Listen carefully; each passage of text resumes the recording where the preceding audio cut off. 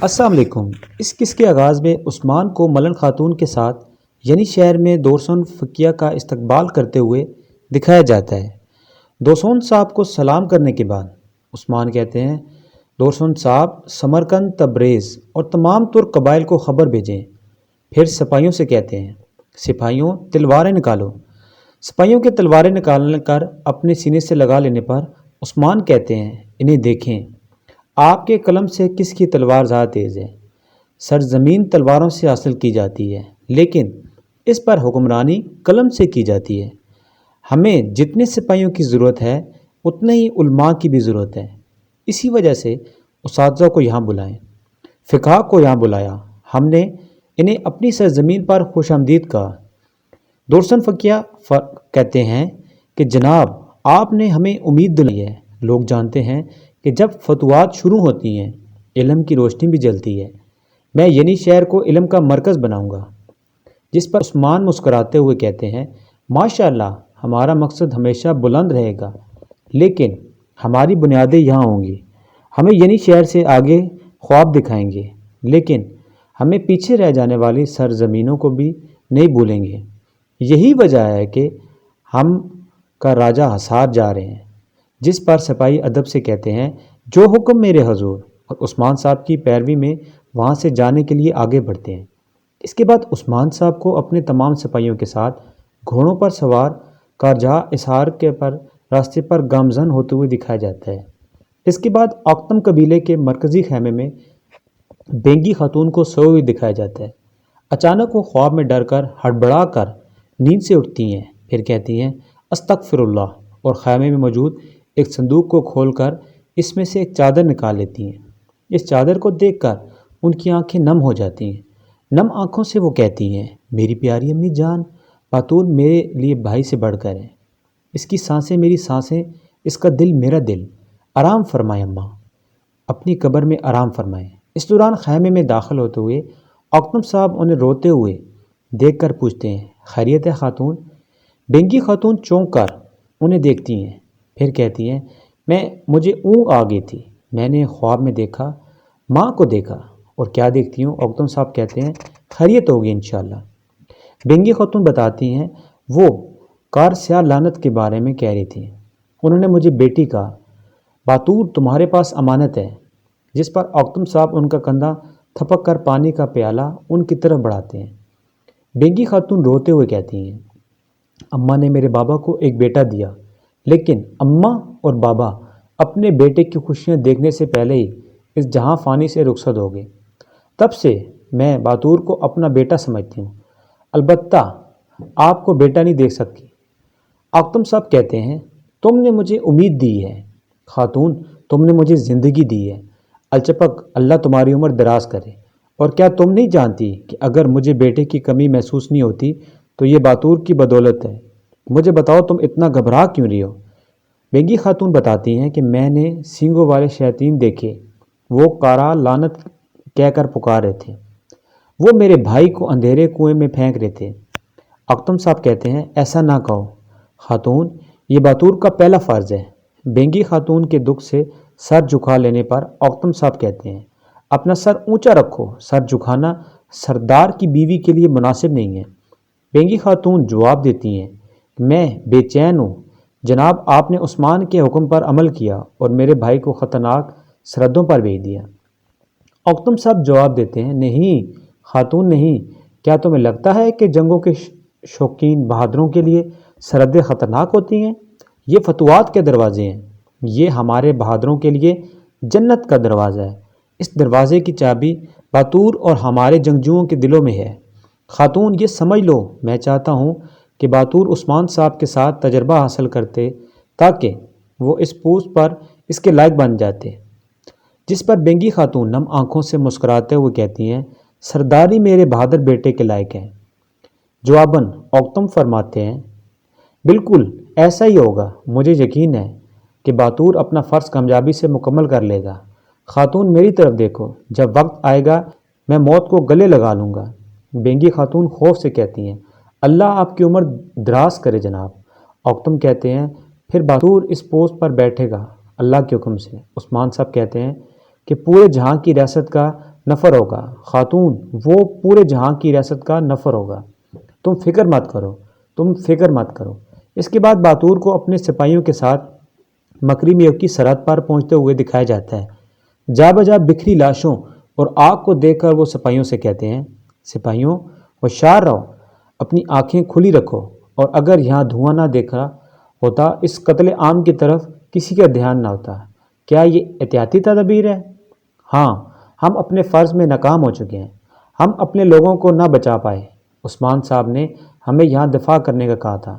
اسی دوران خاتون کو زخمی دیکھ کر وہ سپاہی کو پانی لانے کا کہتے ہیں۔ وہ زخمی خاتون کو پانی پلا رہے ہوتے ہیں کہ اسی دوران مرکزی راستے سے اولف اپنے جنگجوؤں کے ساتھ اندر آتا ہے۔ اسے دیکھ کر باتور پوچھتے ہیں کہ تم کون ہو؟ اولف جواب دیتا ہے کہ میں اولف ترکوں کا جلاد ہوں۔ باتور سپاہی اپنے سپاہیوں سے کہتے ہیں کہ سپاہیوں، اگر ہم مرے تو شہید، زندہ بچ کے تو غازی۔ اللہ اکبر یہ کہہ کر وہ اولف اور ان کے جنگجوؤں پر ٹوٹ پڑتے ہیں۔ سپاہی بھی اللہ اکبر کہتے ہوئے اپنی تلواریں لیے آگے بڑھتے ہیں۔ وہیں دیوار کی اوٹ میں چھپا ایک شخص یہ سب کچھ دیکھ رہا ہوتا ہے، جبکہ اولف اور اس کے جنگجو مسلسل وحشیانہ انداز میں باتور کے سپاہیوں کو مار رہے ہوتے ہیں۔ اس کے بعد جنگل میں اورحان کو شکار کرتے ہوئے دکھایا جاتا ہے۔ وہاں جھاڑیوں میں چھپا اولف کا وہ ساتھی تن سے کہتا ہے، ننھے اورحان، خوش فہمی میں رہو کہ تم شکاری ہو۔ اس کا ساتھی پوچھتا ہے، حملہ کریں جناب؟ وہ کہتا ہے، نہیں، انتظار کرو، ابھی نہیں، شکار سے پہلے وہ ہمارا شکار ہو جائے گا۔ پھر اپنے سپاہیوں سے پوچھتا ہے، کیا گھوڑوں کے پاس سپاہی مر چکے ہیں؟ جس پر اس کا سپاہی جواب دیتا ہے، سب مر چکے ہیں جناب۔ اس کے بعد عثمان صاحب کو اپنے سپاہیوں کے ساتھ کارجہار اسار کے راستے پر گامزن دکھایا جاتا ہے۔ اس کے بعد واپس جنگل میں دکھایا جاتا ہے، جہاں اورحان ایک پرندے کو دیکھ کر اپنے تیر سے اس کا نشانہ باندھتے ہیں۔ تیر جا کر عین نشان پر لگتا ہے اور وہ پرندہ زمین پر گر جاتا ہے۔ بھائی سنگر اورحان کو سراہتے ہوئے اس پرندے تک جاتے ہیں، جبکہ عین اسی لمحے جھاڑیوں میں چھپا وہ شخص اپنے جنگجوؤں کو حملے کا اشارہ دیتا ہے، جس پر چاروں طرف سے تیر اورحان کے سپاہیوں کو جا لگتے ہیں۔ ایک تیر بھائی سنگر کے بازو میں پیوست ہو جاتا ہے اور اورحان بوکھلا کر ادھر ادھر دیکھتے ہیں اور پھر تیزی سے اپنا تیر کمان تانتے ہوئے ان جنگجوؤں کو نشانے پر رکھتے ہیں۔ بھائی سنگر تکلیف سے کراتے ہوئے کہتے ہیں کہ جناب، آپ کو یہاں سے جانا ہے۔ اورحان کہتے ہیں، میں اپنے سپاہیوں کو اکیلا نہیں چھوڑوں گا، اللہ کی ذات ہمیشہ رہنے والے ہے، اللہ کا حق ہے، جس پر بھائی سنگر بھی اپنی تلوار نکال کر ان جنگجوؤں کی طرف جاتے ہیں۔ وہ شخص اپنے جنگجوؤں کے ساتھ جھاڑیوں سے نکل کر سامنے آتا ہے اور پھر ان کے درمیان گمسان کارن پڑتا ہے۔ اورحان کے تمام سپاہی ان جنگجوؤں سے نمٹ رہے ہوتے ہیں، جبکہ وہ سربراہ اپنے ہتھیار لیے اورحان کے سامنے آتے ہوئے کہتے ہیں، میں تمہیں لینے آیا ہوں چھوٹے بچوں۔ اورحان کہتے ہیں، مجھے مارنے کی کوشش مت کرنا، اور اپنی تلواریں اس پر حملہ آور ہو جاتے ہیں۔ کچھ لمحات تک ان دونوں کے وار خالی جاتے ہیں۔ اورحان جیسے ہی اپنی تلوار گھما کر اسے مارتے ہیں، ان کے ہاتھ سے تلوار چھوٹ جاتی ہے اور وہ جنگجو اپنا کلہاڑا زمین پر پٹک کر اورحان کے سامنے آتا ہے اور اورحان اپنی ٹانگ سے اس پر وار کرتا ہے، مگر اس دیوے ہیکل اس کا کوئی اثر نہیں ہوتا۔ جواباً اس جنگجو کے وار کرنے پر اورحان زمین پر گر جاتے ہیں، جبکہ اسی دوران بھائی سنگر گھٹنے کے بل زمین پر بیٹھے ہیں۔ جیسے ہی ان کی زمین پر گرتے ہیں، اورحان پر پڑتی نظر پر وہ کہتے ہیں، حضور، کہتے ہیں ایک درخت کا سہارا لے کر کھڑے ہوتے ہیں، جبکہ دوسری جانب وہ جنگجو کہتا ہے کہ میں تمہیں مار دوں گا۔ پھر اپنی تلوار اورحان کے سر کے قریب زمین میں گاڑتے ہیں اور کہتے ہیں، لیکن آہستہ آہستہ، جبکہ جنگجو کے ساتھی دونوں طرف سے زمین پر گرے اورحان کے بازوؤں پر اپنے پاؤں رکھ دیتے ہیں اور اورحان درد سے کراتے ہوئے کہتے ہیں کہ تم نہیں بچو گے۔ وہ شخص کہتا ہے کہ میں تمہارے ٹکڑے کر دوں گا، تمہیں قبر بھی نصیب نہیں ہوگی۔ عثمان، تمہارے ٹکڑے مجھ سے بھیک بھی مانگیں گے۔ اس کے بعد عثمان صاحب کو اپنے سپاہیوں کے ساتھ جنگل میں اس مقام پر پہنچتے ہوئے دکھایا جاتا ہے کہ جہاں اورحان اور ان کے سپاہیوں کے گھوڑے موجود ہوتے ہیں، جبکہ وہاں ہر طرف سپاہیوں کی لاشیں بکھری ہوتی ہیں۔ عثمان گھوڑوں سے اترتے ہوئے سپاہیوں سے کہتے ہیں، اطراف سے معلوم کرو کہ یہ کس نے کیا، اور پھر آگے آ کر اس جگہ کا جائزہ لیتے ہیں۔ ایک شہید سپاہی کی آنکھیں بند کرتے ہوئے بوران دکھ سے کہتے ہیں، ہم اللہ کی طرف سے آئے ہیں اور اس کی طرف ہی لوٹ کر جانا ہے۔ دوسری جانب سے وہاں پہنچتی ملن خاتون بھی گھوڑے سے اتر کر خواتین کے ساتھ آگے آتی ہیں۔ تبھی عثمان صاحب کی نظر ایک درخت پر پڑتی ہے جہاں کائی کے جھنڈے کو کلہاڑی کی مدد سے درخت میں لگایا جاتا ہے۔ جیر کوتائی بتاتے ہیں کہ جناب شہداء اورحان صاحب کے سپاہی ہیں۔ عثمان جواب دیتے ہیں نشانات کا تعاقب کرو۔ اسی دوران ملن خاتون کی نظر اورحان کے گھوڑے پر پڑتی ہے جس پر وہ تکلیف سے کہتی ہیں اورحان میرے اورحان، جبکہ عثمان درخت میں لگے کائی کے اس جھنڈے کے سپاہی کو ایاز کو دیتے ہوئے کہتے ہیں ایاز یہ لے لو، کارجار ہار جاؤ، ہم نشانات کے پیچھے جائیں گے، جس پر ایاز فوراً حکم کی تعمیل کرتے ہوئے وہاں سے چلے جاتے ہیں۔ خاتون غضب سے عثمان کے سامنے آ کر کہتی ہیں اگر انہوں نے میرے بیٹے کو نقصان پہنچایا تو میں قسم کھاتی ہوں میں اس دنیا کو جلا کر خاک کر دوں گی۔ عثمان جواب دیتے ہیں فکر نہ کرو، اورحان مزاحمت کرے گا۔ اسی دوران نشانوں کا جائزہ لیتے ہوئے جیر کوتائی بتاتے ہیں جناب نشانات اس طرف جاتے ہیں، جس پر وہ سب لوگ نشانات کا پیچھا کرتے ہیں۔ اس کے بعد یعنی شہر میں ایک سامان سے بھرے چھکڑے کو داخل ہوتے ہوئے دکھایا جاتا ہے۔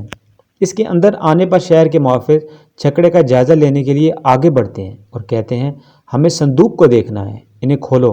اسی دوران ساتھ ہی آئی پالکی کا دروازہ کھول کر فریق باہر نکلتی ہے اور مسکرا کر کہتی ہے آپ ان کو نہیں کھول سکتے۔ محافظ صفائی کہتا ہے دیکھنے سے پہلے میں آپ کو اندر جانے نہیں دے سکتا۔ تبھی بالا خاتون وہاں پر آتے ہوئے سپاہیوں سے پوچھتی ہیں سپاہیوں یہاں کیا ہو رہا ہے؟ محافظ بتاتا ہے کہ یہ ہمیں دیکھنے نہیں دے رہی، جس پر بالا خاتون سپاہیوں سے کہتی ہیں صندوق کھولو۔ فریق اپنے سپاہیوں کو مزاحمت کرنے سے روکتی ہیں، جس پر بالا کے سپاہی سامان کا جائزہ لینے لگتے ہیں، جبکہ فریق کہتی ہیں کہ وہ عثمان صاحب کے لیے تحفے ہیں، میرے بھائی لیو نے مجھے انہیں لانے کے لیے کہا تھا۔ تم کون ہو؟ تمہاری ہمت کیسے ہوئی یہ کرنے کی؟ بالا خاتون کہتی ہیں عثمان صاحب کی خاتون ہوں۔ بالا خاتون، جس پر فریق اداکاری کرتے ہوئے بوکھلا کر اپنا سر جھکاتی ہیں۔ بالا خاتون کہتی ہیں تو آپ لیف کی بہن ہیں، مجھے اپنا نام بتاؤ۔ فریق کہتی ہیں تکبر معاف کرنا، میں جانتی تھی کہ آپ کوئی اہم ہے، لیکن میں نہیں جانتی تھی کہ آپ کون ہیں۔ میرا نام مارتھا ہے۔ بالا خاتون مسکراتے ہوئے اس کا نام دہراتی ہیں، پھر سپاہیوں کے صندوق کھولنے پر سامان میں موجود کپڑوں کو دیکھ کر کہتی ہیں یہ بہت اچھے لگ رہے ہیں۔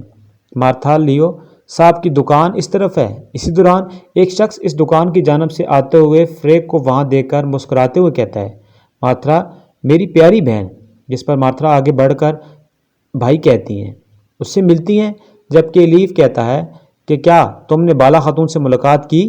فریق کے جواب پر سر ہلانے پر بالا خاتون مسکرا کر کہتی ہیں طائف کے لیے شکریہ مارتھا، لیکن لیو آپ کو بتانا بھول گئی ہوں کہ عثمان صاحب تاجروں سے طائف قبول نہیں کرتے بلکہ وہ ان کے لیے ادائیگی کرتے ہیں۔